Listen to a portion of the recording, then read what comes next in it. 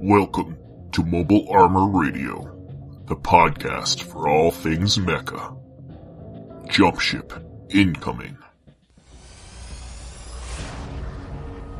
Welcome to another exciting episode of the Mobile Armor Radio. Once again, I'm your host for the evening, Bryan Novak. I'm Chopper. And I'm Rob. Welcome on this slightly frozen and snowed in evening. It's cold too. Hey, I'm in Canada. It's nice and rainy here. It's like 50 out. You're gonna get that's gonna change tomorrow real quick. The irony. So I think we'll be jumping right into our Dropstar, talk a little bit about the hobby stuff we got going on. I'll move on to ComStar. We'll talk about some of the other mech-related medium that we've been looking at the last month or so, and then go into our MechBay Hanger topic for the week, month, day. It's not a weekly show yet. It's month. Yet. Well, it is the topic for today. That's true. All right. Dropship landing. Welcome to the Dropship, where we talk about all the hobby stuff that we got going on related to Mecha. And I think first I'll throw it over to Rob. What have you got going on in the hobby world? Well, as always, I have the Gundam loot I get every month. This time it was a GM, the RGM 79HC. It's GM Guard Custom, and he's nice. He looks like he's white, and he's got a big shield, and he's got a neat visor on his helmet. But you know how they're supposed to be snapped together, and everybody just glues them. I actually tried to snap this one together because I was like, I'll try it. You know, it's a pretty simple kit, so I'll let it go. I find it's very loose when you snap it together, unless you glue it. So I might have to spray this guy to stiffen up, spray him with some clear coat or something to stiffen up his joints a bit. He's pretty loosey-goosey. Yeah, that's why I always glue my kits. Yeah, I always do too, but I was just like, I'll try it for everybody, you know, it's supposed to be snapped together, but yeah. Did you move to plastic glue yet? No, it's crazy. It's Gorilla Glue all the way. Plastic glue, that melts things. I don't want to melt things. No. So far, Gorilla Glue's fine. I just use very little, because these things don't need much for those guys. No, yeah, definitely. And I also painted tons of Battletech mercenary lances. All my Battletech I've collected over the time. I've been doing random mercenary companies, because I've done my main ones. I think I've talked about my main guys, but now I'm just doing random stuff. So I go on to, I made a list from, Sarna.net, had a list of all the, mech companies, and then I just randomize it, like I do a random number, and I choose them for the color schemes for them. So I've been doing those, which has been fun, just randomly doing like just a lance here or there. So, And I think I've got most of them painted now. I think I have ComStar left to paint. I have a whole ComStar for my my Op4 that I'm going to use. So, but they're all white, so I kind of just primed them white with some like zenith highlighting. So I'll probably just have to pick out some colors on them and maybe do a wash and then highlight back to white. See how it goes. That should be pretty quick. And other than that, I've been working on Mech Zone or in the book, it says Mech Wars, but for Adepticon with Jack. But I'll talk about that in ComStar more, I think. So we'll talk. Good. There you go. That's what I've been working on. Nice. Chopper, what have you been up to? Well, not a whole lot, disappointingly. So I sympathize. It's been a really busy holiday so far. So as far as the hobby wise, just still staring at my Mospeada. I did tap a little bit more on my Zhong, with the weathering a little bit. I'm going slowly with that because I really love that model. So, but as far as hobby stuff, I didn't get anything done in the last month. Yeah, I'm much in the same way for me. I mentioned to you guys earlier, I just got back from a trip to Wisconsin, where I was visiting the family for about a week. I also went to an anime convention out that way, which I'll talk to a little bit later. yeah, so like all of my painting and all that stuff, it was back in Michigan for me. So I didn't do much of any hobbying for the month. Went by fast, that's for sure. But tangentially, I'll just say that, I got to hang out with a friend of mine who just finished putting together, a Tall Geese 1. And it looks sweet. What kind of grade? That. I think it was high grade. Okay. But yeah, he had it all put together. There's thrusters on there like 10 times what's actually usually in the show. And then he had, I think it was a suit from the Build Divers line that was, like it was a Leo kind of base, but it came with like parts so that you could do kind of these custom ones. Nice. He put it together in a straight Leo, and the two of them looked really awesome together. Yeah, I think my, that GM is a Build Divers one too, that one I just got. I think that's the new line they're coming out with now. Yeah. From Bandai.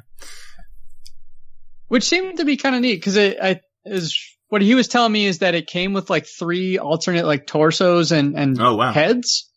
So like there's, I guess, a version in the show. I feel bad. I haven't watched that show yet.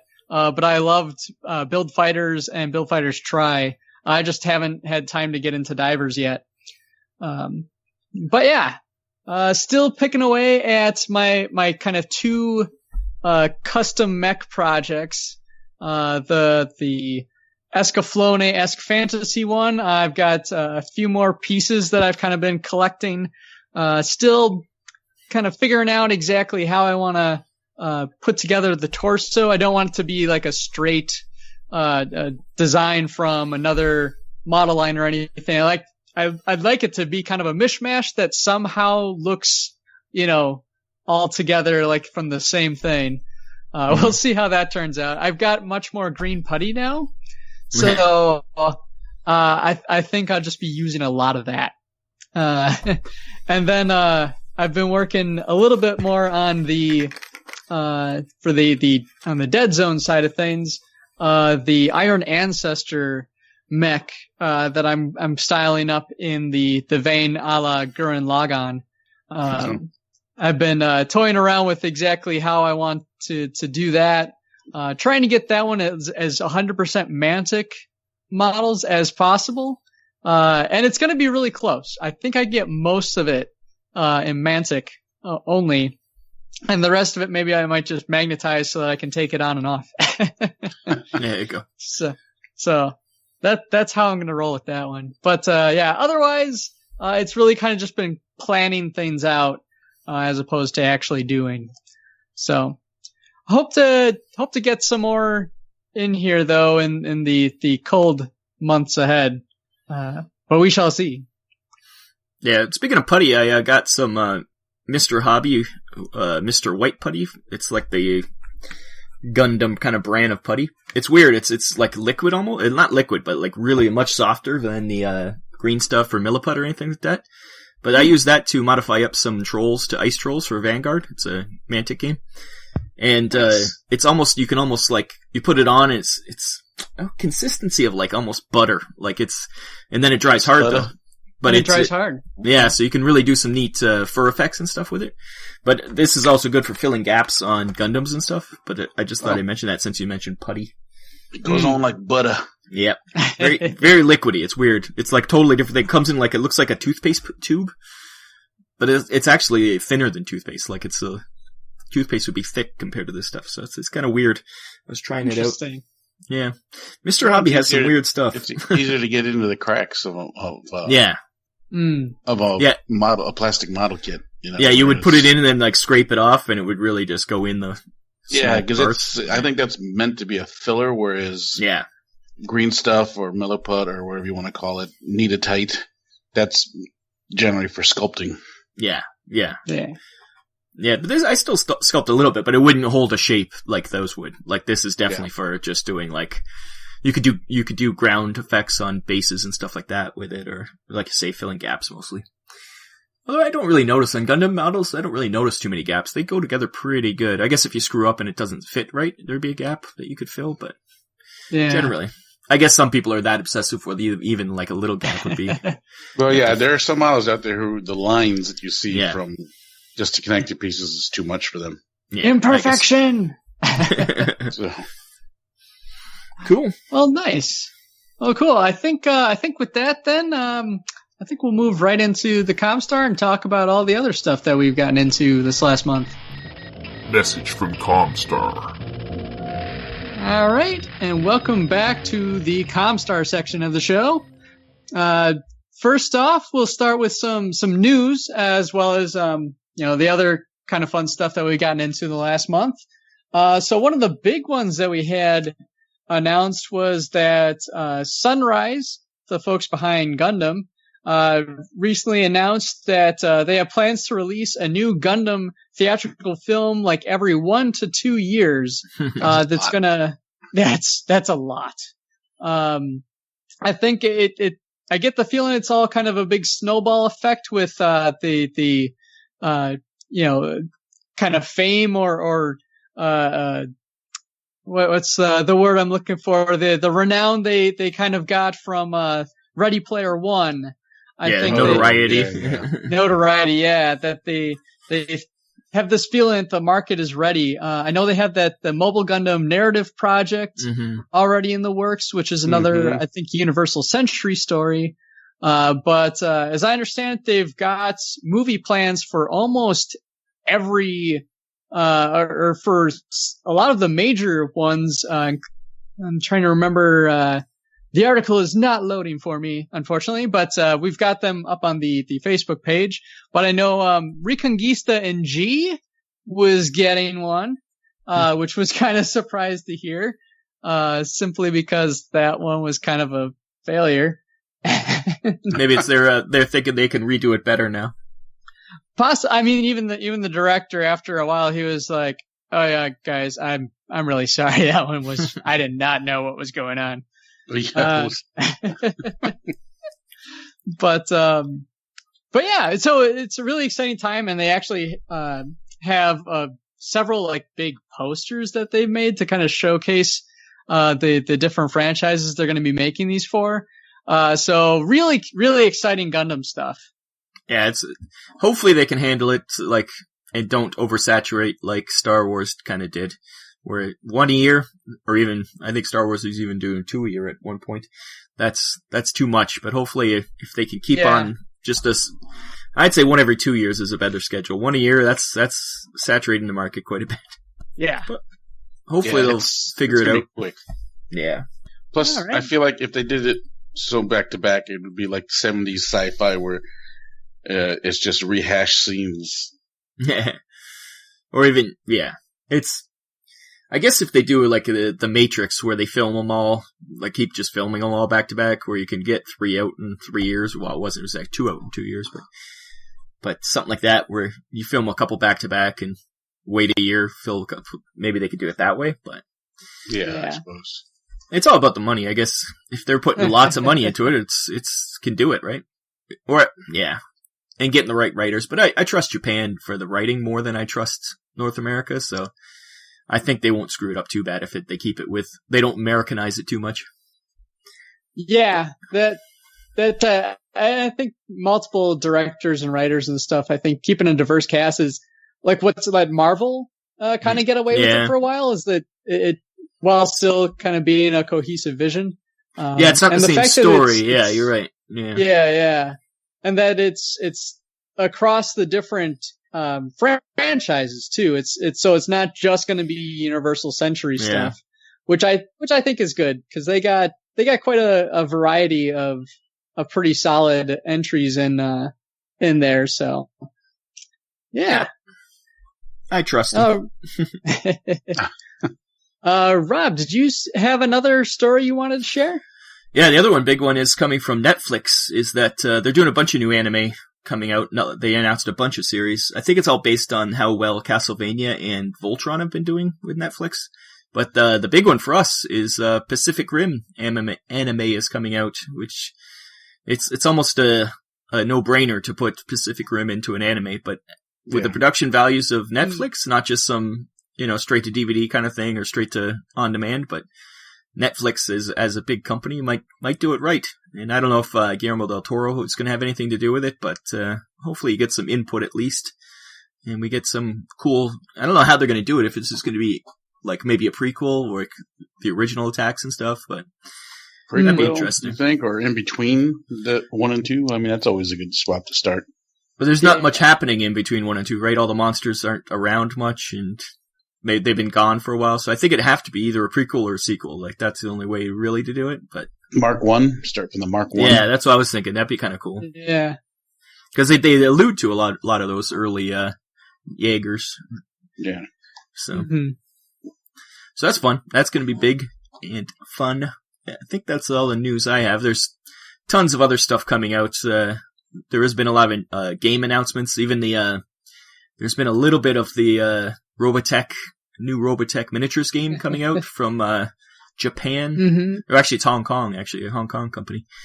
And they're the ones doing the giant cockpits and stuff. So if they're doing a miniatures game, if they do the same, like even part of the love they do into the scale miniatures they do into these game.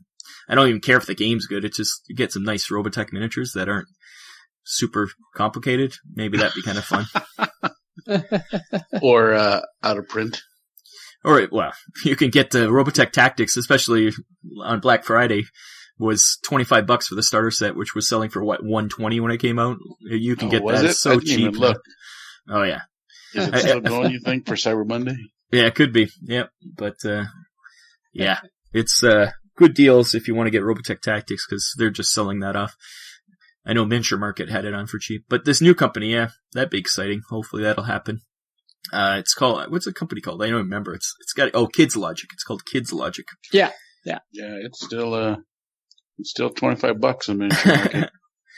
Yeah. A lot of places do it for a week after, so hopefully this will come out on the 1st, so. The Valkyrie's $8. Yeah. And I think it comes with 3 in a set, doesn't it? I think. Yeah.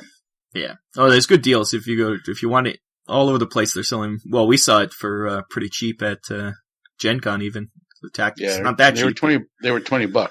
Were they 20 there? Yeah. They were $20. It's the lowest I've seen it to date. Yeah. People are just trying to get it out of their stock rooms because they know it's gone now. So I like on the Miniature Market, it's just 20 plus in stock. Yeah, that means that they have tons. I love them because I got all those miniatures because I'm using for the Unseen for Battletech, so they're great for that. The scale's pretty close. Like the scale in Battletech's not really accurate anyway, so they work good enough. Except for yeah, maybe I'll get the starter box. Yeah, it's worth it. You get at least get some Valkyries and stuff. Yeah, you get 15 Valkyries out of it. So, and I don't know if you get any Destroids from that, but they're cool. They're like the Warhammer and the Rifleman from an Archer. You get 2 Tomahawks and 2 Defenders. Yeah, those are the Rifleman and Warhammer. The Defenders are Riflemen. I think the Tomahawks are the Tomahawks, right? No, they're one's Warhammer, one's Rifleman. I can't remember which is which. And then there's the Archer too. It's one of those. And Tomahawk might be the Archer, but anyways, the point is. It's a great deal if you want to get it, but I'm more excited about this new one because they showed off it's the armored Valkyrie. That's the model they were showing off, which is nobody's ever done a really good one with all the weapon pods on it and stuff. So I'm excited about that one. But that's about it for news, I think. Anybody else have anything? Just wanted to throw out there, you mentioned briefly on the video game side of things, we shared a story earlier that was coming out that the new Super Robot Wars, game is coming to, at least the Switch and PS4, in 2019, at least in Japan. We'll have to see if that makes it stateside. I know those are always kind of hit and miss.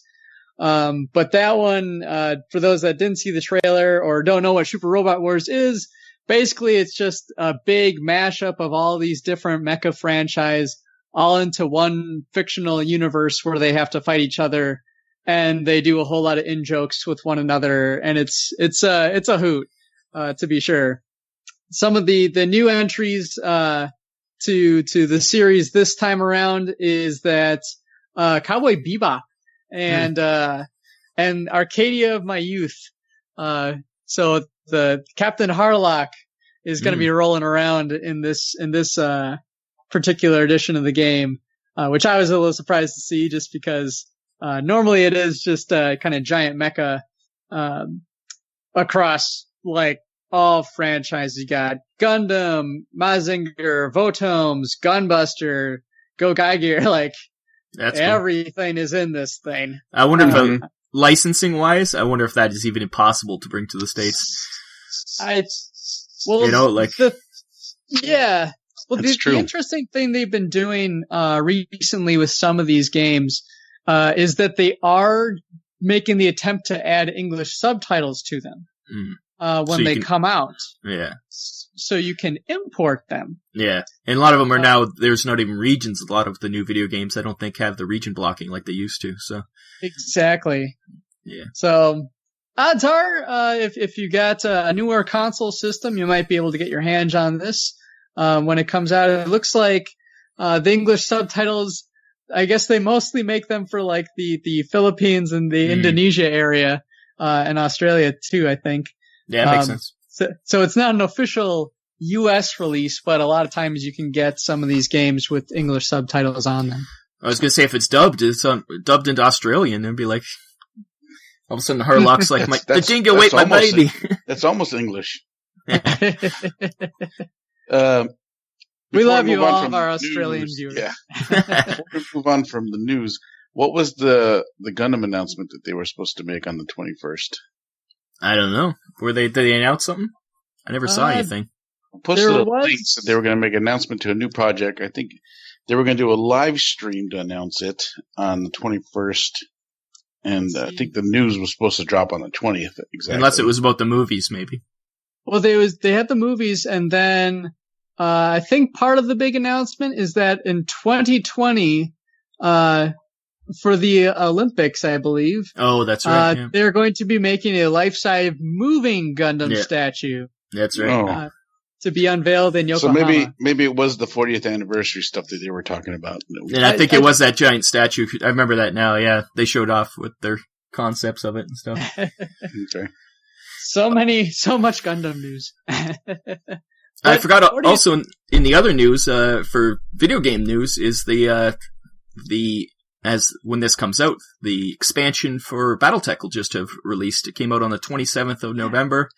You get 3 new mechs. You get the Hatchetman, which is going to be the best. I can't wait till I have a computer that can play it again since my laptop died. But yeah. Oh. So, yeah, I'm excited about that. When you said Battletech, I thought we were talking about the tabletop, and I was like, no, video game news. Yep. Video games. I'll have to update. I'll have to get the expansion soon. Yeah. And they actually have a season's pass now, which is maybe a good sign that they're going to be putting out more content. I think we talked about it last time about the plans for the next summer with more city fighting, which is kind of fun. I'm excited. That should be fun. Let's see. This time we'll go Chopper. Now that we've kind of covered news, what have you been up to in other mecha stuff and entertainment? I went back again and started reading some old Battletech books because I got a vault worth of PDFs. Nice. And so I started reading the first Battletech book that I read that got me into Battletech, and that was Sword and the Dagger. Yeah, which one's that one? They all blend together. What's the main plot of that one? The Sword and the Dagger? Yeah. That's the one that's got the battle master on the front. They probably all have battle masters on the front. Well, it's I'm trying to it's I put you on the spot. It is. I'm trying to look it up. When the Confederate sons are, it's in the oh, it's the very first one. Yeah. Yeah, it's the very first one. It's when the Confederate sons are expecting the Capellans to attack, and what's his face is just coming into rule, Hans Davion. Yep, I just looked it up. It's the pretty much earliest in the timeline book. I couldn't remember the Capellan Confederations where I was stuck. I was like, it's those guys, Lau. Yes, House Lau. Yeah. and his coming to Rise into Power, and then I think they get. I just started reading it again, and I think they actually get betrayed or actually taken out, and he's got to come back. Yeah, those books are great. As you'll go through them, like I'm also reading those books right now, and I'm up into the clan stuff, but they're still great to go through the whole history, and it's all woven amongst itself, so it'll refer things back in other books by other writers, and it's a really good series. If anybody gets a chance to go back to those early books, a lot of people complain about the accuracy of the actual mech battles in them, but I'm like, really? If you were complaining about that? Yeah. It's fleshing just outside of mechs, if you're just worried about mechs, then. Well, mostly it's about intrigue and, politics and stuff like that, so. Yeah, I mean, that's the whole battle, the whole inner sphere, it's the whole Machiavellian court between the 5 houses and everything, so. Nice. Yeah. You watch anything, or? Oh, yeah, watching stuff, as you can see, YouTube has been getting a lot of full-blown movies. So I messed around with Thunderbolt a little bit because that was streamed. And then just recently, the Origins have been popping up on YouTube, full episodes. And just recently, last night, I was actually watching The Rise of the Red Comet. Nice. So I only got into about a half hour into it before I had to stop. And go back to work, but I'm really digging the Rise of the Red Comet again. And if anyone don't know Gundam, that's the Char origin story. Yeah. The comics and the anime that they're making off of them are excellent. Yeah, the new ones too. Because that one's the older one, right? The Red Comet one's the original version, but now they're doing the origin, going back and really filling it in even more. In the comics or in the... Both. They're doing new anime and new comics about it. Oh, good. I can imagine, I can't wait to see the more in-depth, because, go Xeon. Cool. Where have you been up to then, Rob? As I was saying, I was reading those Battletech books. I'm up into the Clan Wars. I'm reading the Jade Falcon trilogy right now. I read book 1. Which was pretty much the training of a Jade Falcon guy. Now I'm on to book 2. I'm not a fan of Jade Falcons, but you're kind of like trying to make you like them. I'm not a fan of Jade Falcons. I mean, I guess if there was to be a clan that Jade Falcon is the wrong word in the back. But so I'm reading those ones. They're good books, but they just I'd much rather read about Clan Wolf. That's if you're gonna go to a clan, they're the best ones. And as I said before, I'm writing with Jack, my co-host from Dead Zone the podcast. We're writing the rules for Mech Zone, or as it's called in the Adepticon book, Mech Wars. That it's going to be a mech fighting in Dead Zone rules, but with mechs. That one's out of my hands. Yeah, we'll set everyone straight. Do we get a sneak peek of those rules at any time? Yes, we're just doing we're building the Striders now, and once we get all them statted up, we have all the rules done. Like, it's just Dead Zone rules, just simplified a little bit and have a little bit more environmental stuff going on. And we'll be putting those out for people to play test to make sure everything's nice and even, balanced for when people play it. It's just a game you can come in. If you're at Adepticon, you just sign up. You can come sit down. You don't have to bring anything. We'll provide everything, and you'll have some fun. You just have to bring a good attitude. That's right. And prepare to have some brutal mech battles. True that. And the old version of Mech Zone was they kind of made it like it was actual fighting, but we've changed it so it's modified Dead Zone rules with cool mechs, wacky pilots in an arena, and it's underground mech fighting. So it's like illegal mech fights on the planet of Midnight, where it's the criminals run the arenas, and so hijinks ensues. Yep, and it's all so. There's going to be some stuff that's happening in the arena, and like I said, some crazy pilots. So when your mech gets destroyed, you might pop out with some different people.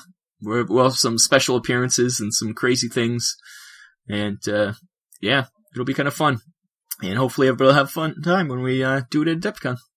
It's 2 different showings, I think, 2 different playings. Is that correct, Pat? I think there's a couple. 2 different, it's 2 different sessions of the game? On Friday and Saturday. There you go. So it's going to be fun. And, that's so 4 sessions, 4 sessions total. 4? Jesus. Over 2 days. Jesus, Pat. What are you doing to us? You did more Gen Con. Yeah. This is supposed to be my time to enjoy things, not be put to work. Which is funny because I was looking at my schedule for Adepticon, and I might be busy for a good chunk of the game. So we'll have to make some time where the 3 of us can really go at it. Yes. Oh yeah, we're also gonna Trust we're planning. Me, yeah, I don't get to see any of those games. Yeah. Write or create or let other people write and create, and I don't see any of those. But we are going to do also all the work that you put into it. We're doing also the mech battle with all our anime mechs that everybody's making. So if you want to build a anime Strider or a Iron Ancestor or even a Stuntbot, bring it on over. We'll play some of that too. We'll probably the same rules as Mech Zone. That would make sense. So play it up. And that's about it. What I've been working on. We're just going to be building Striders for a lot of time. Although I just got challenged to a new G.I. Joe game of Dead Zone versus Rick Hall. Last year we just did G.I. Joe versus Cobra, but he challenged me to Sergeant Slaughter's Renegades versus Cobra Law this year, so I have to start building up some Sergeant Slaughter miniatures. I saw he was putting together some of his conversions already, so that'll be a fun one to watch. So it's always good. We get some fun in. How about you, Brian? You got anything going on? Watching anything? Reading anything? Well, I did, as I kind of mentioned earlier, I actually did get to go to an anime convention called DaishoCon. Nice. Earlier this month. It was held at the Wisconsin Dells at the Kalahari Resort. And it's a good thing they're expanding that place because it was packed. Oh yeah, that's great. It's a widely popular anime kind of focused convention that is fun for me because I know personally most of the people that started it. Where I did my undergrad in Stevens Point, Wisconsin, is where that originated from. So I got to see it. They're on their 10th or 11th year. And looking over probably 6,000 attendees. So it's grown a lot in a very short amount of time. Sadly, it was not a very mech centric showing. There really didn't have much in terms of model kits or anything like that there, which I was kind of hoping for. But I did manage to see some really cool. There was some neat vintage stuff that was just way out of my price range. So that's always fun to look at. But I did manage to snag an old anime called Gundress.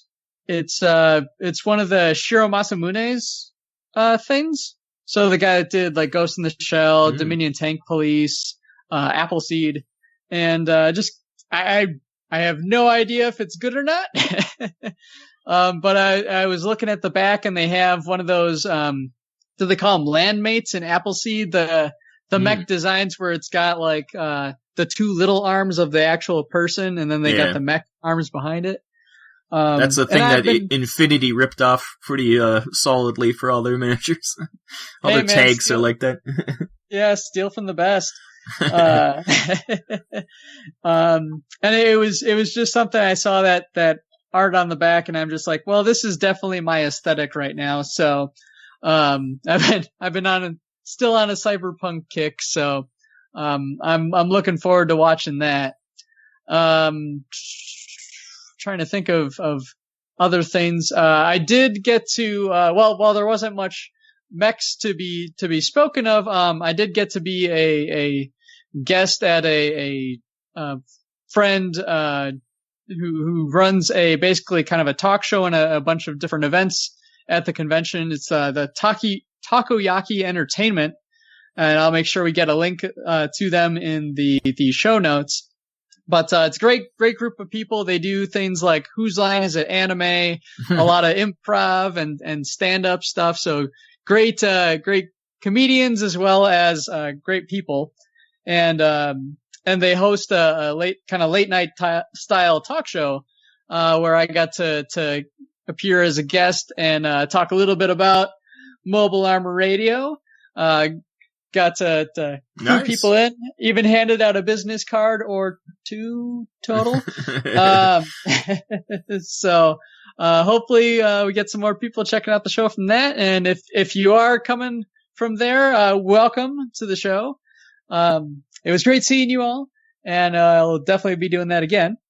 But yeah, it's actually the same friend who does the talk show is the same one that did the Leo and the Tall Geese mentioned earlier. So that's kind of been the most of what I've been kind of looking at lately.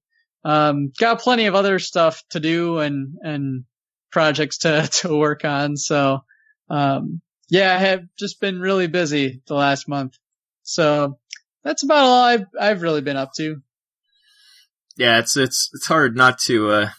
So much other thing gets in the way, but I try to get as much out as I can. Oh, I will throw out there. I did watch all of the new Mystery Science Theater 3000, and which ties in tangentially with the second episode that they released this Thanksgiving was Atlantic Rim. Yeah. That sounds familiar. They did the riff on the Pacific Rim knockoff, which Pat's is favorite movie. Oh, what a movie that was! So, yeah, that about sums it up, though. I need to find that episode because I knew that was coming out, and I wanted to watch it. It was a fun time. That's my guilty pleasure. My love to hate. It's the movie I watched when I want to hate myself.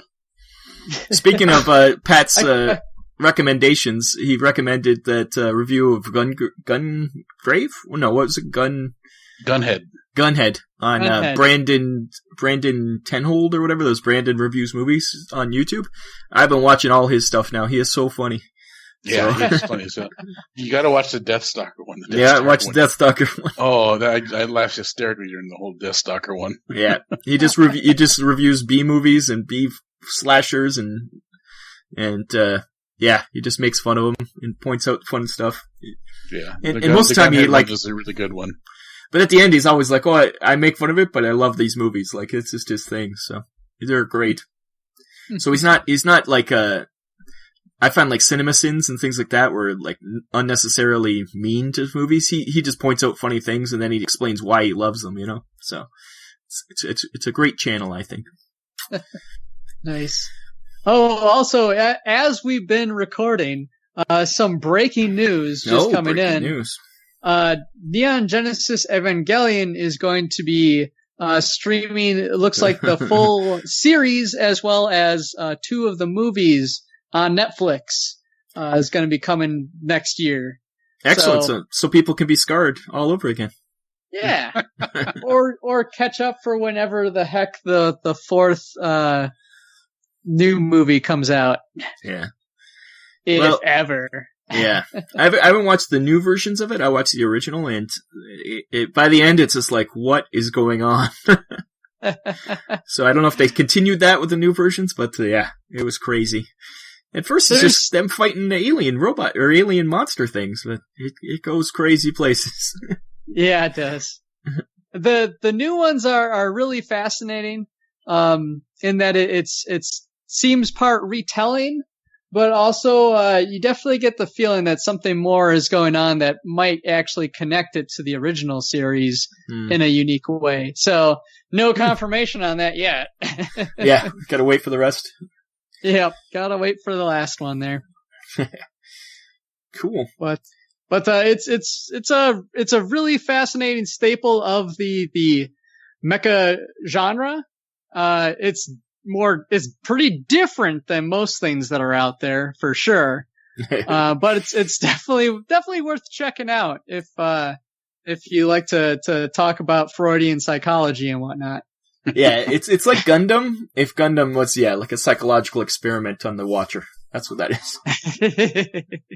Gundam goes places, but this goes like, oh, you think that's crazy? Oh, well, no. You think that's crazy? Yeah. Look at this symbolism. Yeah.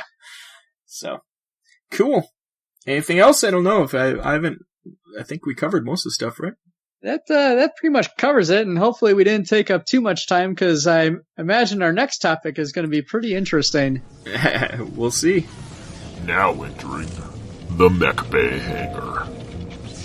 Alright, and welcome back to the MechBay Hanger section of our show, which is our roundtable discussion topic. And for this one, it was my turn to suggest something, and I thought, you know, what's something that doesn't get talked about much in mech related material? And I was like, you know what? Music is an important and huge aspect of the mecha genre. And I feel like it doesn't get talked about very much. And we all like music, you might say. I imagine there's few people that don't like music in some form. So I thought it'd be a really interesting discussion to talk about with in regards to just music that we like that's kind of related to mecha, music we like to listen to when we're working on mecha shows or hobby stuff, and as well as just how music is integrated into mecha shows and media that's out there so far. So let's see. I think I'll throw it back to Rob and see what did you kind of put together as far as the music topic for the week, or month, the day, the year. Are we going to do a round table like last time? We'll each do one and then keep going around? Yeah, we can do it that way. I only have a 5. I don't know how many people have, but for me, it was all about the feel. Like, the moment you said this, I was like, oh, I can't think of any, like, actual anime songs from, like, the actual movies or anything that I care about that much to talk about. So I was like, okay, what are things that, the moment I think of mecha, what are the songs I think of? So my list is going to be all that kind of stuff. Excellent. So it's going to be some pretty good stuff here, I think. And Pat's going to, like, hate everything I put on here, because he's a hater. So my first song I'm going to say is, it's a classic. I think Pat actually won't hate this one, because it's Metal Militia by Metallica. The moment I hear that song, I'm thinking Metal Militia. Yep, that's a mech song. I could see mech warriors going into battle with that blasting over their headphones. Nice. And as you can hear, we're playing a little snippet of the song in the background as we talk. So there you go. So that's my first one. What do you guys think? How do you feel about that, Pat? Do you hate Metallica? That's an early one. You don't hate early Metallica. I don't hate early Metallica, no. You're right. I mean, I'm not a huge fan of Metallica in general, but I understand their contribution to the genre of music. As far as I'm concerned, and anything, but I will. And Rob's right though. I enjoyed the Metallica with Cliff Burton than Metallica without Cliff Burton. Yeah, they definitely went over the where they jumped the shark after he died, but yeah. So I mean, I think it's a good pick. I mean, it's got a good riff. Yeah, and it's from what is it from Kill 'Em All? Is it Kill 'Em All or Ride the Lightning? I can't remember. No. Nice. We'll see. What is it from? I'm looking it up. Kill 'Em All. It's from Kill 'Em All. I was right. It's good. I need to listen up on that album. I have not heard that much Metallica. Well, early Metallica's good. That's I think even Dave Mustaine was around for the recording of this one, or at least writing some of this one, I think. But yes, that's my first one. Who's going to go next? I'll throw it to we'll throw it to Bryan, because I'm sure Pat's going to have some strange things. Well, mine probably are going to be out there, but I'll throw out one that I actually mentioned, I think last month. The theme of ExFil.End. Every time I hear the theme song, or the Dance of Curses, I believe is the song title, and feel free to correct me in the comments below. But it's got violins going. It's got kind of a kind of orchestral choir singing the lyrics. It's composed by Yoko Kanno. Every time I even look or think of a fantasy mecha show, ExFil.End and that song pops into my head. Every single time, it always gets me pumped. Yeah, I can't remember hearing it, but we're gonna have, like I say, it's gonna play in the background. We'll have links to, if I can find them on YouTube, we'll also have links to all this. ExFil.End. Well, now I have to line it up so you're singing to the music. You're making it harder for me. Yes, excellent. All right, well then, Pat, what did you pick kind of for your first one? Well, I wasn't really ranking my choices and stuff. I was kind of I went, as a music major, I kind of went in different directions all over the place. I did pick some songs I listened to, but I guess at the top of my list, I was looking at original soundtracks. That's where I was going with my list. And when I think of Mech and other things, I was looking at the soundtrack as a whole and how it fit with what was going on with the movies and everything and stuff like that. So in my top two, and I think I'm going to go, my top two were either Gundam Unicorn or Gundam Seed. And I think I'm going to go with Gundam Seed, which was done by Toshihiko Sahashi. He's probably one of the older composers of anime. He's more of a traditional kind of a. When you listen to a soundtrack, he's got more of that orchestral, vocal harmonizing in the background. Kind of almost. I don't know what you want to call it, choir-esque. Sure. Vocalizations and stuff like that. And the Gundam Seed soundtrack really just fits all that. Just the opening number is really, you just hear it and you go like, all right, you can picture a mech battle. Mm-hmm. Now I know TM Revolution was in Seed Destiny. Did he have anything in the original Seed show? Who? Guy by the name of TM Revolution. He's kind of more of a kind of rock artist. I didn't see anything. I didn't see his name on the thing because gotcha. Toshihiko did a lot of stuff with the London Symphony Orchestra with the Seed soundtracks. Very cool. So he might be in the second soundtrack 2. But I've never listened to that. I just sure. With Seed Destiny and everything, it's a lot of the London Symphony Orchestra with Toshihiko. Yeah, I'm looking at the soundtracks, and it's mostly him. There's like the one song by Seesaw, and that's the only other one that's not him. So that must be like just one of the scenes or something. Yeah, I remember their theme song for Dot Hack. Oh yeah, that's funny. Yeah, I think they had one. Anyway, well, you guys are all like, really getting into it. Jeez. Yeah. It's all right. Keep going. What do you got? What do you got, Rob? What's your next song? My next song is going to be a Ministry song, because I love Ministry. But it's a weird one, because this one I just automatically think of it because it's from a movie. And the movie doesn't have anything to do with mechs, necessarily. It's got robots in it. It's What About Us from the AI movie.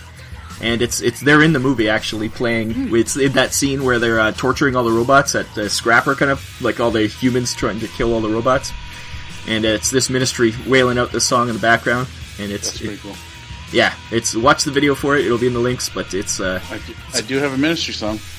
Oh wow, interesting. Go ahead. Oh, my turn? Yeah, go for it. So, all right, so now to go with where Rob was going with this, when I played a lot of MechWarrior 2 and 3 multiplayer online, I'd have the music blasting around, and anything on the Psalm 69 soundtrack album was always playing. So mostly Just One Fix. Yep, classics. Or Jesus Built My Hot Rod. Those are the songs that would get you going, and hyper focus your attention to the screen. Yeah, for sure. You need some pounding beats to keep you focused. When you're when you got a big giant clan battle going. Not when I say clan, I mean back in the MechWarrior days, you joined up and joined the clan. And then you would battle other clans and the thing, not actual battle mech clans. Yeah. They still call them clans in World of Warcraft and things like that. Yeah, so like that. So and then we'd go out and just wreak havoc and have that going on in the background, and I'm just hyper focused, swiveling at the hip, back and forth. Yeah, it reminds me of playing Twisted Metal 2. It had like pitch shifter songs and stuff. Those songs are driven into my brain. What about you, Bryan? Well, speaking about things with a nice pounding beat to it, like I gotta throw out there the soundtrack for Pacific Rim. Like that's gotta be in a really like that's a soundtrack that sticks with you in a big budget movie. Soundtracks these days, they all kind of have that samey feel, but every time I hear that Pacific Rim track kick in, like, oh yeah, we are going to get to some stomping today. But yeah, that's another one that I really like and enjoy a lot. Hope we get a lot more really cool themes like that with that anime announcement. Yeah, I'm curious what they're going to use for that. If they're going to do music, that's funny. I hope they use the guys that that are still around, like Toshihiko and all the other guys, because I think they make great soundtracks. Mm. Oh yeah, it should be interesting to see what they come up with for that kind of stuff, and for further movies like you say, all those Gundam movies coming out. Yeah, I'd like to see some of those classic artists who did the old ones to even just get a bunch of guys who did some of them together to do like on the soundtrack or whatever, do all different versions or something. That'd be kind of fun. Yeah, that'd be neat. What do you got going for your third song there, Rob? What to see? I did Ministry. I did Metallica. I'm gonna go back to a song that is a classic. Used to go to a lot of goth clubs back in the day, and we got Die Krupp's Metal Machine music. That's it's a pretty simple beat, but it's just the chanting of that. It's a classic German band. You can't go wrong. But yeah, nice Metal Machine music. There you go. See, it's a all rocking theme for me. Nice. The next one I kind of had was kind of in more of a classical kind of vein. That was definitely inspired by some of the shows that came before it, like Star Blazers, Yamato, the space battleship Yamato, but the Gunbuster theme for you guys. If you've have either of you seen Gunbuster? No, I haven't. I haven't seen Gunbuster. No. It's from the guys that did Evangelion, and so it's a Gainax next show. It's their first like original piece that they got to do, and it just has it has the Gunbuster March, which is this kind of big bum bum bum bum bum bum bum, dun da da da da da da da. Like it kind of has that classical marching band thing, but then throughout one of the big fights, one of the big breakout fights that they have, in like it's like 6 5 or 6 episodes, and in the second to last one, they have a big fight that has "Ride On" is the song, and that really kind of hit on that flavor that for me with kind of the idea with this topic was just how like intrinsic that style of music was to the genre and of mecha shows. Studio Gainax, being a group of nerds themselves, like they made otaku anime because they were otaku, and so that was a huge thing and a big triumphant moment in that series. So that one's always kind of fun to look back on, even if the show is kind of the show doesn't live up to the soundtrack. It's got a bit more flair than it has substance. We'll go with that. There's a lot of those out there. Yeah. All right, Pat, what's next on your list? So next on my list would be the second runner-up, I guess, between the two, and that would be the Gundam Unicorn original soundtrack by Hiroyuki Sawano. What I like about him is that he's as far as all the guys that did a lot of the composers for a lot of the Gundam movies, he's probably the youngest one of them all. He's like in his 30s, early 40s now. Oh wow! And he's he works more with the contemporary orchestration, kind of almost like what's his face, the Oingo Boingo guy. Oh yeah, that's right. Danny Elfman. Yeah. When Danny Elfman started, when he broke away from Oingo Boingo, started doing soundtracks and things like that. So he puts together a real great feel. And what I like about the Unicorn soundtrack is that he actually kind of incorporates a lot of the taiko drums. Yeah. In the background, and uses the taiko drum beats, not necessarily the taiko drums themselves, but he uses the rhythms, some of the standardized rhythms that you hear in taiko drumming. Reminds me of other scores, so you get that ambient feel of a Japanese, which kind of envelops the anime genre, anyways. So Ghost in the Shell has a lot of that taiko drums too, right? The Ghost in the Shell soundtrack, yeah. Mm-hmm. Yeah, it's a great. Once again, it's that beat. It just keeps you. Yeah, and then gets your blood flowing. Like the second track of the soundtrack, it's just called Gundam, is a real good example of that. Nice, yeah. I really love the soundtrack for Unicorn. There, when I rewatched it recently, it reminded me of how much I enjoyed it when it was still regularly coming out. And then I would have to wait a while, but watching it all together was like, oh man, the music in it is fantastic. Yeah, I mean, as far as the sound, I mean, if you take a poll and anyone talks about Gundam soundtracks, Unicorn and Seed are always everyone's 1 and 2 pick. Also, there's some people like the 00, but I don't feel that 00 is a good soundtrack. It's not. It doesn't move me as well as these other two do. Gotcha. I'll throw out there that the Build Fighters and Build Fighters Try opening themes always got me pumped for that show. I never skipped the openings of those shows because they were just so. I think they were back on. I think did at least one of them. I forget if they did both. Well, they had 4 openings total because they did 2 every season. But that one always got me pumped for those shows. Nice. What's up for you, Rob?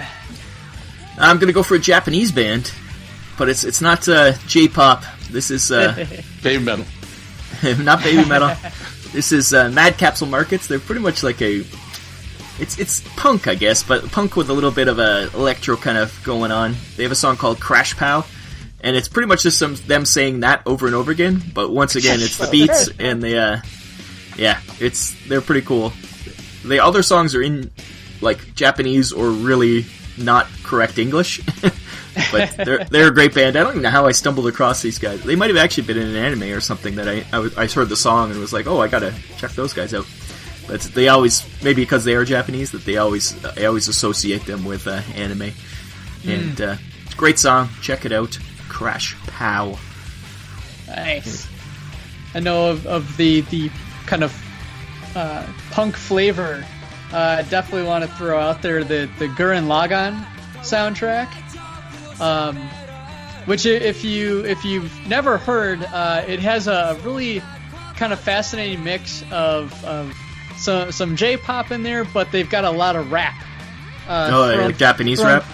Yeah, well, even some just straight up English rap as well, and they really use that to kind of emphasize the themes of the show, which was kind of control versus, rebellion, and so you've got like the big final swelling song has got like an opera, like literal opera singer going on. And then they'll have this through line of row, row, fight the power. It's a really kind of weird combination, but man, did it work really well when you're seeing giant super robots throw planets at each other. What's up next for you, Pat?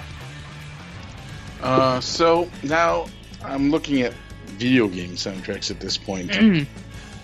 And I think the one that got me and that sticks in my mind the most as far as mech video games is Armored Core.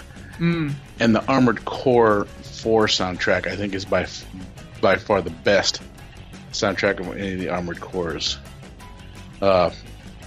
It was when I was really into that soundtrack. It was I was looking into it.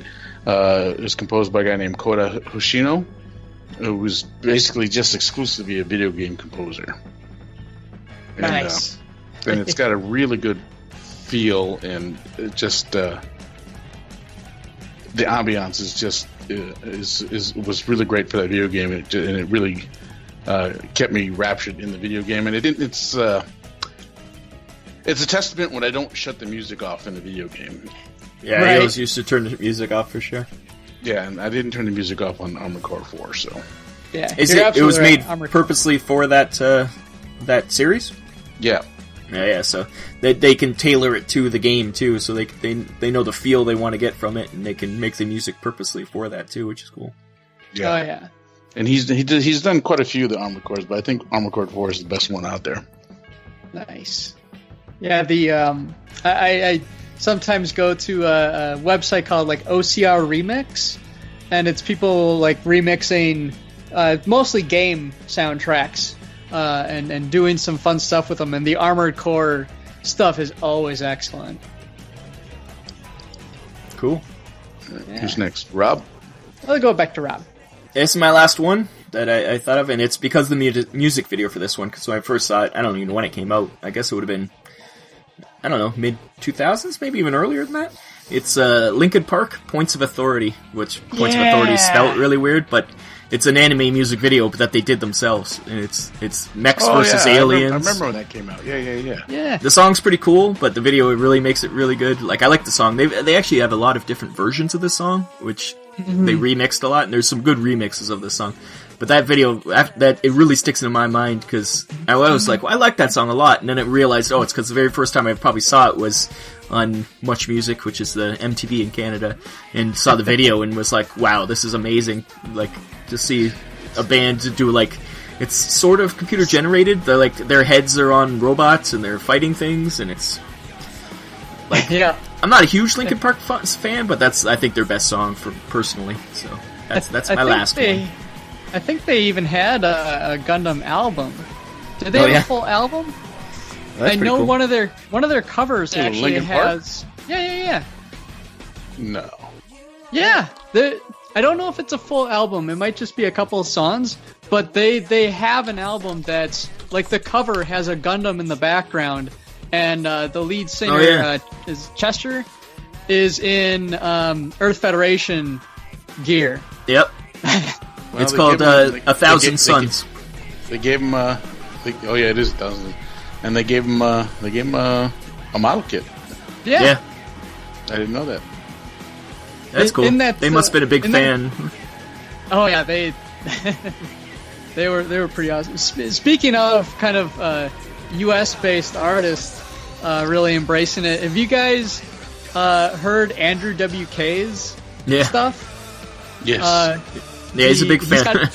He's a big fan. The Soldiers of Sorrow that he did from the original Gundam was pretty great, and he even has like the little speech from that Giran gives at Garmazabi's funeral.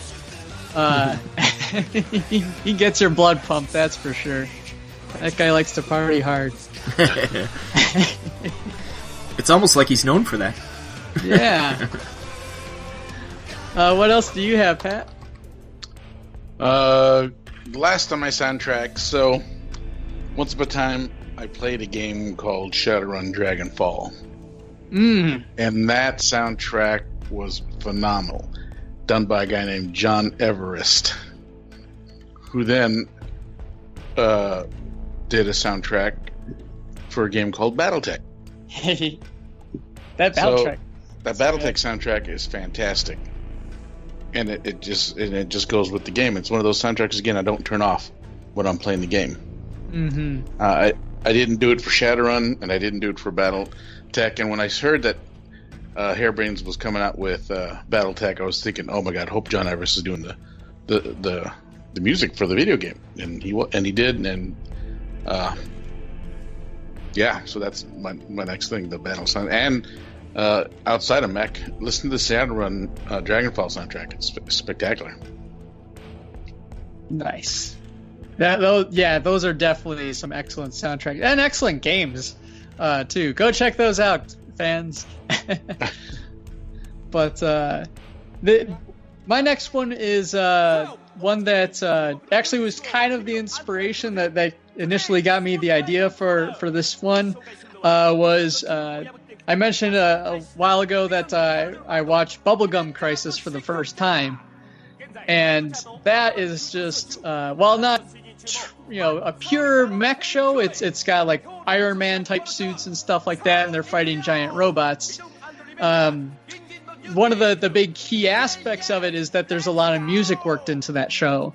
It has a lot of heavy inspiration from Blade Runner and Streets of Fire, which I get a lot of flack for, that I love that movie. But it's got an excellent soundtrack. But there's a song by a band in the show. The band is called Vision and the Revengers, which sounds like a Marvel spin-off of Thor Ragnarok, but it is not. We're the Revengers. Yes. And but it's a song I think it's just called like Say Yes, and it just had me hooked from Jump Street. It was excellent, and really like, man, there's a lot of great music in this genre. So that definitely popped into my mind. I've got a couple more myself, but I know, Pat, did you say you had a couple left, or? Yeah, I got one or two. I mean, so now I'm actually into albums or things that I would listen to while I was playing. Sure. Again, MechWarrior, and that's where I usually equate these songs for. And one of the things that I also like to play on was White Zombie's Las Exorcisto album. Yeah. Mainly Welcome to the Planet, MFer, and Grindhouse A Go-Go. I mean, and one of the cool things about Welcome to the Planet is what I liked about Las Exorcisto is a lot of those sound bites are all real clips from old movies and like 50s, 60s, and that's where you got. There's even some porno clips in there. Well, that's White Zombies from one of those old movies. That's the name. It even comes from that. Yeah, but in the beginning of Welcome to the Planet. Now I gotta bleep it for kids. I know. That's why I said I want to hear a bleep. The explosions and the growling in the beginning of that are taken from a 1989 anime, which I can't pronounce. Legend of the Overfiend. Oh yeah. Oh, I've heard of that one. It's got like a bunch of symbol and umlauts over it, so I can't read it. Yeah. Umlauts. Never seen it, but I've heard of it. So, a couple of my comic book store owner friends who are really big in anime were like, "Hey, that's from that." I'm like, "I don't know what that is," but that's the only reason I know that. And then, and the Get Up and Kill is definitely from Dawn of the Dead. If you're a big fan of that, so yeah, lots of clips. That's listening to that back in the day. It was like, oh my god, this is like they're right up my alley. Listening to this. Yeah, stuff. and you get that going in the background when you're running some mechs. You're running downhill, and not a locust. So no peacock dead in a locust. I got an odd one that's not really mecha related necessarily. It is if you abstract it far enough. But have either you guys have seen Days of Thunder? Yes, unfortunately. Yeah, we've heard that you're obsessed with this movie. So this you and movie, your brother. Yes, I watched a lot. But I gotta say, this soundtrack by Hans Zimmer, like Hans Zimmer does some good stuff. It apparently it was his first U.S. Soundtrack that he ever did, and it is better than the movie deserves. That's for sure. But like, it's got some great. It's kind of how to describe it? It's kind of a late. It's early '90s, so late '80s kind of sound and feel to it. Kind of slight techno, but it has a great riff that goes throughout all of the songs with it. And it's just, I always want to throw that one out there because there's a whole one about like when they're building the car. Because again, the movie's about NASCAR. and like the final track, like I don't even need to have the movie on. I will just listen to that soundtrack.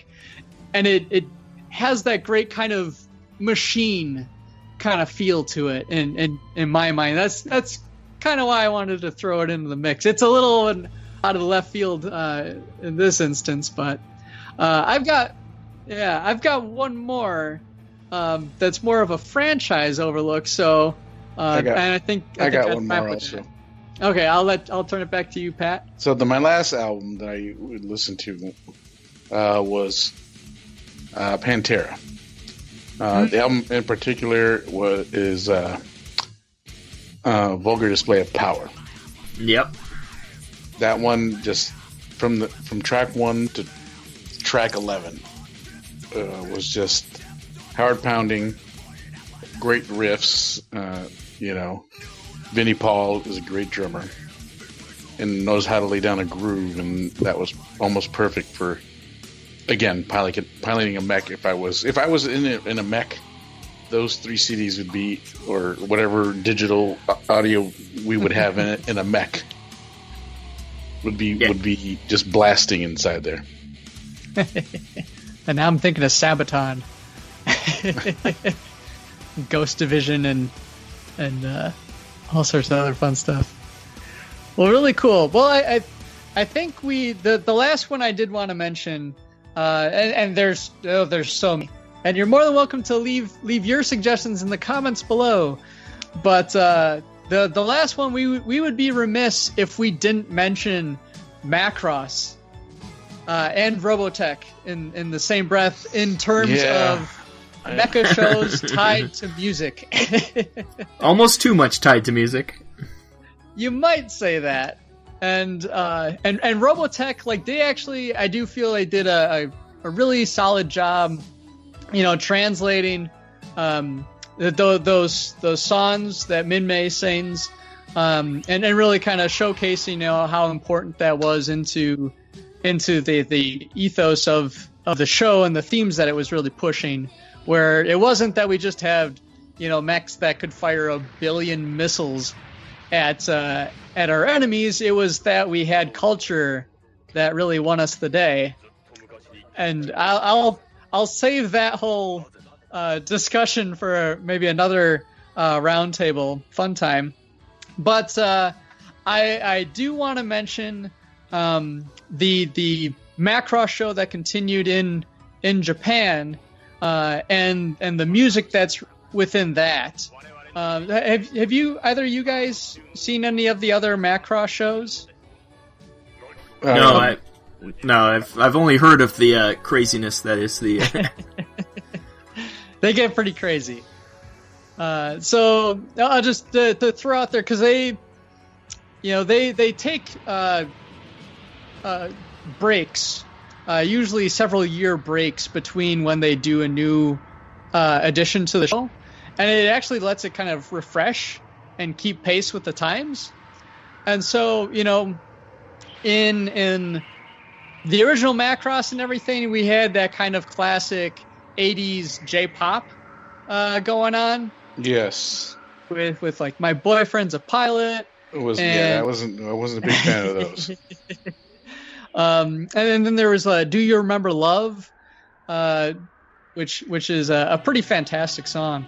But the kind of next, well, there was Macross Plus, which have you guys seen that one? Macross Plus? Yeah, back in the day, not in a long time. I haven't seen it. Definitely recommend that one. It still fits perfectly fine in that Robotech vein. It's basically Macross Top Gun, almost literally. In fact, there's an AMV that has "Welcome to the Danger Zone" with that, and I'll post it in the after the show. Danger Zone. Oh yeah, it's perfect. That one had Yoko Kanno in it again. As mentioned, she did Escaflowne and a whole bunch of other soundtracks, including like Cowboy Bebop and a lot of other top-notch stuff. She did kind of a 90s industrial type soundtrack for that was kind of both haunting and fascinating. That movie culminates with a artificial intelligent singer. If you're familiar with Vocaloid, like one of those takes over a giant space battle fortress and hypnotizes everybody with their song. Yeah, that's the one that loses me a bit. The after that, so that one actually does have a U.S. release, so I wanted to make sure I mentioned that. Go check it out, folks. It's really good. The next one that people may be a little less familiar with is Macross 7, which is when we in the Macross series they jumped into basically 80s rock. And had our main hero. They really pushed the envelope as far as music being the solution to problems. So our plucky hero flies around in his mech suit and shoots speaker pods into enemy robots. And then so this guy looks like a space version of John Lennon, with the round glasses and everything. Wanders around space.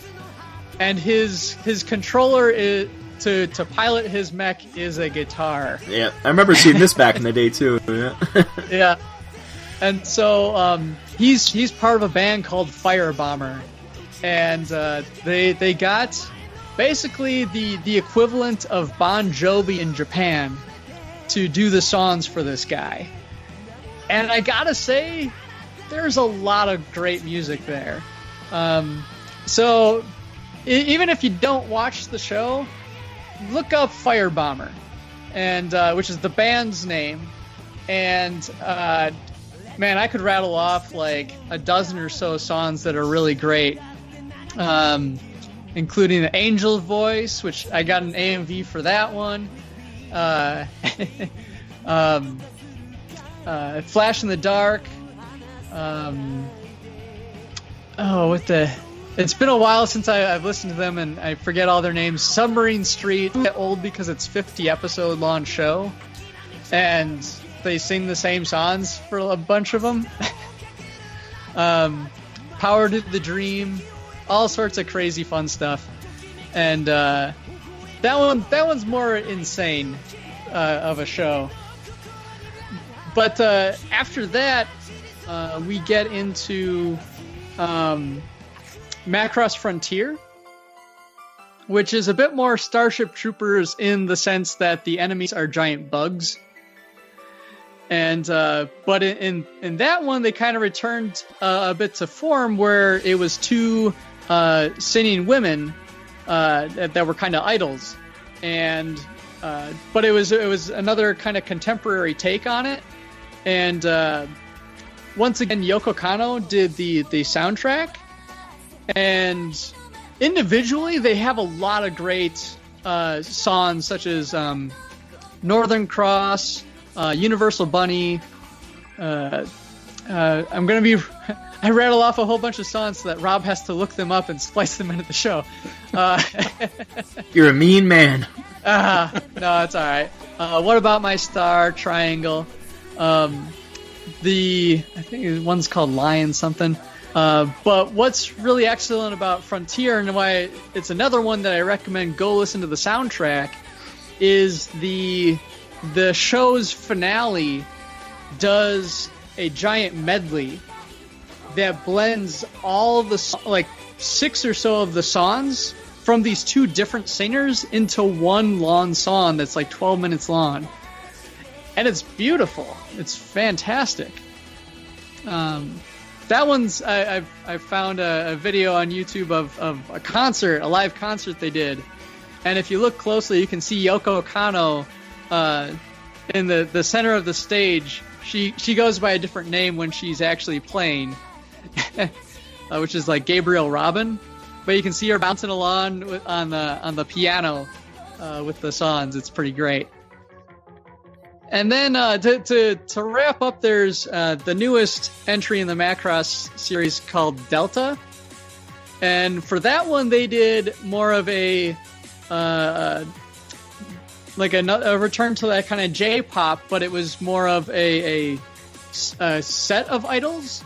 So which is more commonplace now with the rise of like K-pop and stuff like that.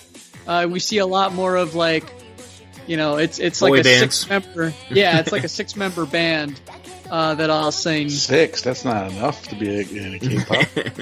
I know. Yeah, K-pop takes it to the next level. You got to at least have 7. They got to double that for sure. They got to get those numbers up. But it's fascinating because they still have these women fight alongside the mechs and stuff like that, and the songs have taken on kind of almost mystical energy in that Macross franchise as it continued, for better or worse. But I definitely think their soundtracks are worth checking out. And in fact, just a couple months ago, they released the Delta band, Valkyrie, with a W. Valkyrie is their band name. They released a single song that was their take on the song September by Earth, Wind, and Fire. Which was pretty darn catchy, actually. So if that's your jam, I definitely recommend checking these out. So, because, and you know, Robotech Macross aside, I think it's a really fascinating trend for that show to continue the way it is.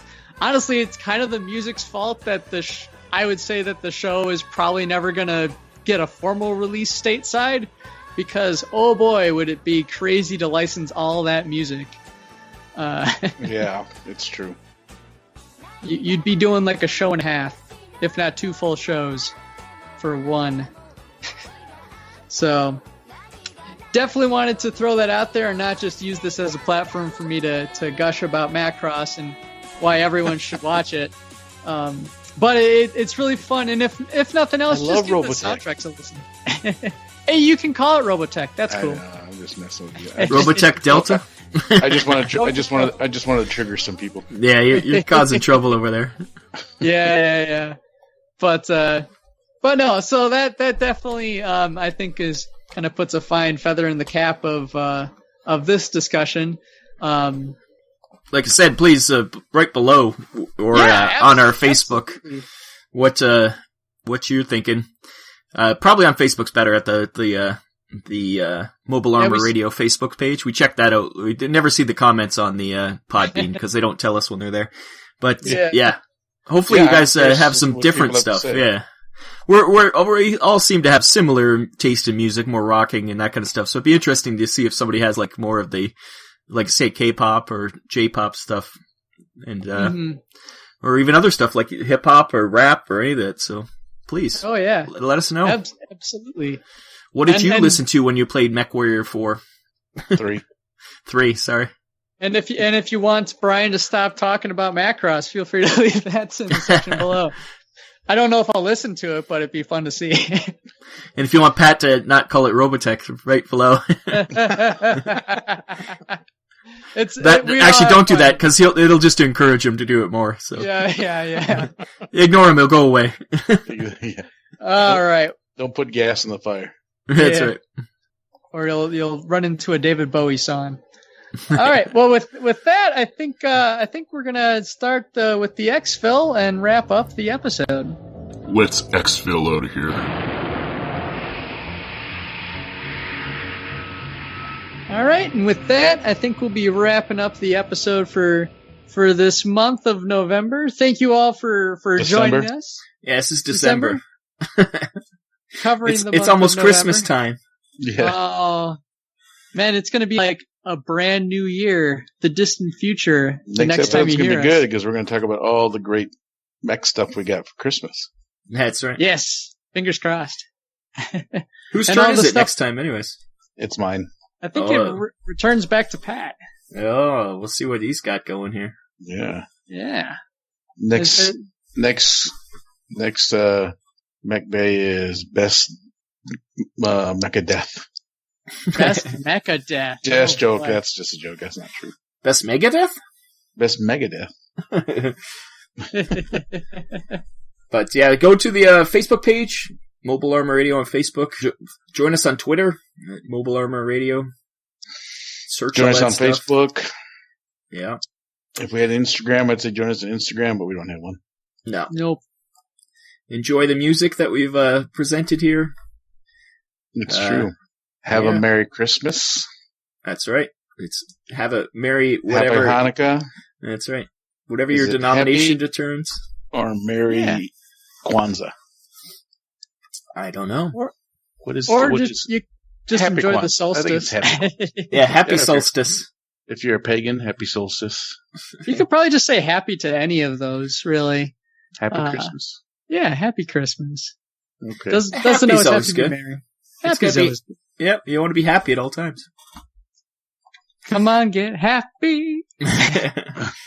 So now he's going to sing. All right. You don't need to sync that song up too. Yeah. We're probably close enough to getting flagged as it is. Walk outside now. Stop it. So, Right. Eventually I'll get through all these to put all the music into this episode, so it might be coming out mid-December at this point, so. Gotcha. All right. Well, with that said, I've been Bryan. I'm Shepard. And I'm the poor editor, Rob. Wah, wah. Have a great and safe holiday season, everybody. Stay warm. Stay cold. Stay frosty, you're supposed to say. Somewhere in between. Stay appropriate to your desire. Come shovel my driveway.